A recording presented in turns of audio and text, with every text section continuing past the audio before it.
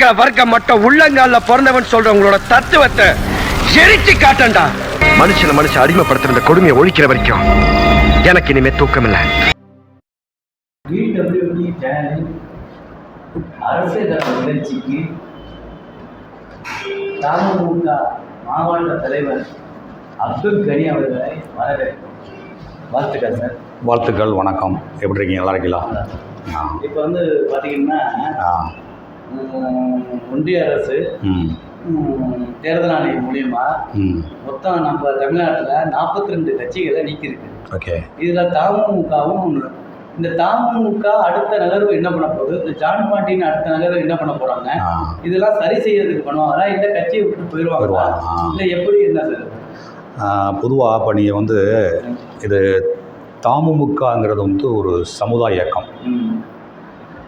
தமுகவுடைய அரசியல் பிரிவு தான் மனிதநேய மக்கள் கட்சி. அந்த மனிதநேய மக்கள் கட்சி தான் இன்றைக்கி தேர்தலில் போட்டியிடக்கூடாது அப்படின்னு சொல்லிட்டு தேர்தல் ஆணையம் ஒரு தடையை விதிச்சிருக்கு. அதுக்கு அவர்கள் சொல்லக்கூடிய காரணம் என்னென்னு கேட்டிங்கன்னா, அவங்க தேர்தலை தொடர்ந்து போட்டியிடலை அப்படிங்கிற ஒரு காரணத்தை வைக்கிறாங்க. ஆனால் நாம் தொடர்ந்து தேர்தலில் போட்டியிட்டு கொண்டே இருக்கிறோம். நீங்கள் போட்டிடுறீங்கன்னா என்ன டிஎம்கே சார்பாக தானே போட்டிடுறீங்க? நம்ம கட்சி சார்பாக போட்டியிடலை. நாங்கள் வந்து அஇஅதிமுகவோடு கூட்டணி வைத்தோம். அப்பொழுது தனி சின்னத்தில், இரட்டை மெழுகுவர்த்தி சின்னத்திலே போட்டியிட்டு தேர்தலிலே வெற்றி பெற்றிருக்கின்றோம். சென்ற தேர்தலில் திராவிட முன்னேற்ற கழகத்தோடு கூட்டணி வைத்து உதயசூரியன் சின்னத்திலே போட்டியிட்டு வெற்றி பெற்றிருக்கின்றோம். பிரச்சனை அதுவல்ல. இங்கே என்ன பிரச்சனை என்று சொன்னால், தேர்தல் ஆணையம் தெளிவாக ஒரு சட்டத்தை வகுக்கிறது. அதை நான் உங்களுக்கு பார்த்தே சொல்லிடுறேன், அப்போ தான் சரியாக இருக்கும். பிரதிநிதித்துவ சட்டம் 1951 29A பிரிவில் அரசியல் கட்சிகளை பதிவு செய்ய வேண்டும் என்று தான் இருக்கிறது தவிர, அதாவது 1951 பிரிவு 29A பிரிவில் ஒரு அரசியல் கட்சி தன்னுடைய கட்சியை பதிவு செய்ய வேண்டும் என்று தேர்தல் கமிஷன் சொல்கிறத தவிர, நீங்கள் தேர்தலில் போட்டியிடணும் அப்படின்னு சொல்லலை. ஆனால் தேர்தல் கமிஷன் இப்போ எப்படி முடிவெடுத்திருக்கு அப்படின்னா, அவங்களுடைய விதியையே மீறி சட்டத்திற்கு புறம்பாக ஒரு சட்டத்தை அமல்படுத்தியிருக்கிறது. இது நாடெங்கிலும் மிகப்பெரிய ஒரு சங்கடங்களை ஏற்படுத்தி கொண்டிருக்கிறது. மக்களுக்கு சேவை செய்வதற்காகத்தான் நாங்கள் இந்த அரசியல் கட்சியை ஆரம்பித்திருக்கிறோம். அந்த அடிப்படையில் தொடர்ந்து எந்த விதமான ஜாதி மத இன மொழி பார்க்காமல் அனைத்து மக்களுக்குமான ஒரு அரசியல் பிரிவாக செயல்பட்டு கொண்டு பல்வேறு பணிகளை நாங்கள் செய்து கொண்டிருக்கின்றோம். அது கொரோனா காலமாக இருக்கட்டும், சுனாமியாக இருக்கட்டும், கஜா புயலாக இருக்கட்டும். நாங்கள் இன்றைக்கு ஆசியாவிலேயே குறிப்பிட்டு சொல்லக்கூடிய அளவுக்கு தமிழ்நாடு முஸ்லீம் முன்னேற்ற கழகம் 220க்கும் மேற்பட்ட ஆம்புலன்ஸுகளை வைத்து மக்களுக்கு சேவை செய்து கொண்டிருக்கின்றோம். இதையெல்லாம் நான் எதற்காக சொல்கிறேன் என்று சொன்னால், ஓட்டுக்காக செய்யவில்லை, மக்களுடைய நன்மைக்காக செய்கிறோம்.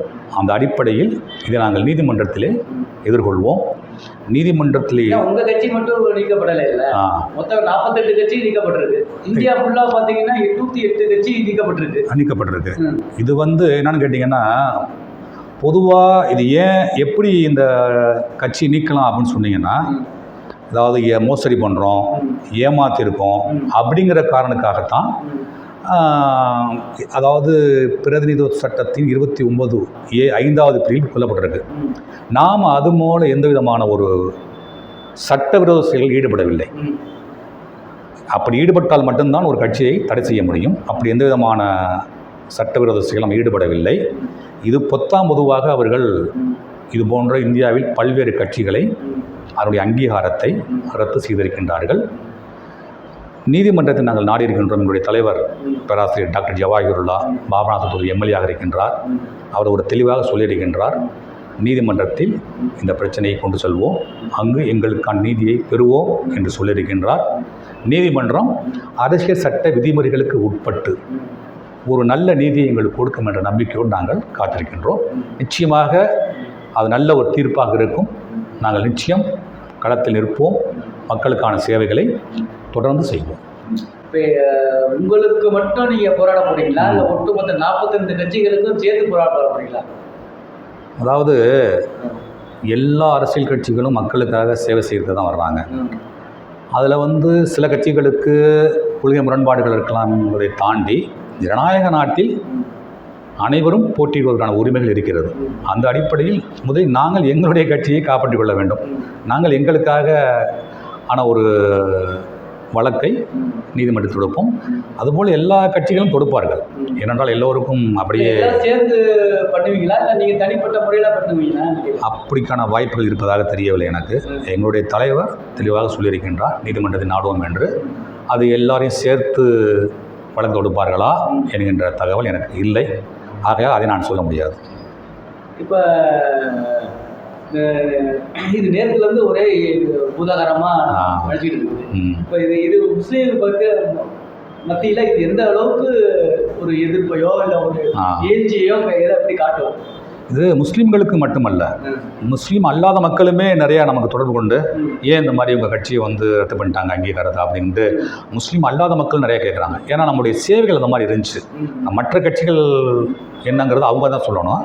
இப்போ இந்த மனிதநேய மக்கள் கட்சி களத்துக்கு வந்த பிறகு நிறையா, உதாரணத்துக்கு சொல்லணும்னா நாங்கள் ஜாதி பார்க்குறதில்ல.